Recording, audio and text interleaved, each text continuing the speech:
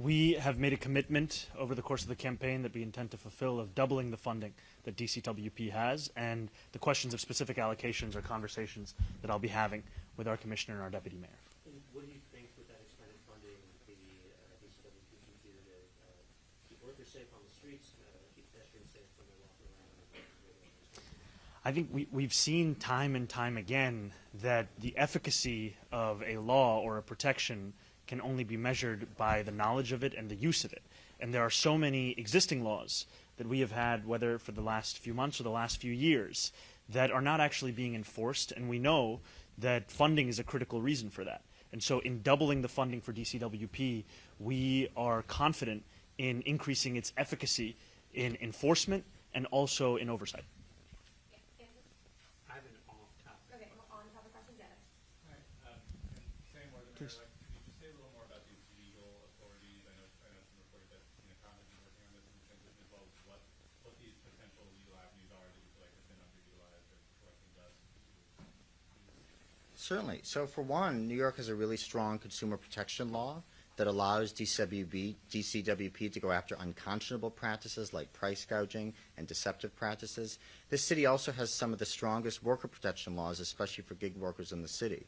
And as the mayor-elect said, I really want a city in which every worker knows that if they're getting ripped off on the job, if their schedule isn't predictable, if they're getting nickeled and dimed or deplatformed or deactivated by a gig platform, they can call 311, talk to DCWP, and they will have the resources and the will to take action to hold those companies accountable and ensure justice for our workers.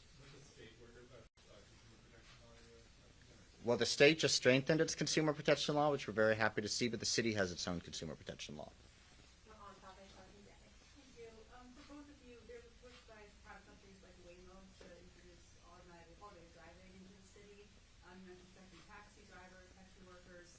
Do you see a way to protect taxi drivers with automated driving? Is something that you think should be introduced? Is that some? What do we? Do you think that automated driving should be allowed? Look, I think that if Waymo finds itself here in New York City, then our city government will be sure to provide not only oversight but also regulation, and that is both true to what the purview will be of DCWP and also beyond that throughout our entire city government. Hello, how are you both? Doing well. How are you? Related to Amy's question is about AI. That's a really good thing, especially under a current mayor who loves technology. We could say, you know, is that something that you're going to be looking at, and in which ways do you think you could, you know, I know some people are thinking of AI right now, some legislation. I mean, what would be your role in protecting many people, even us in the media, from these computers possibly taking away jobs?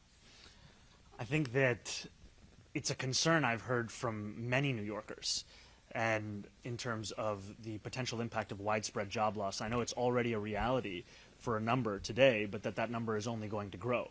And so we are going to be sure, whether we're speaking of DCWP or just city government in general, look to protect workers, look to also ensure that the conversations around artificial intelligence are those that will help New Yorkers as opposed to ones where they will end up becoming the cost of the implementation. On-topic question? Yeah, go ahead, Josie. Hey, how are you? Hey, how's it going, Josie?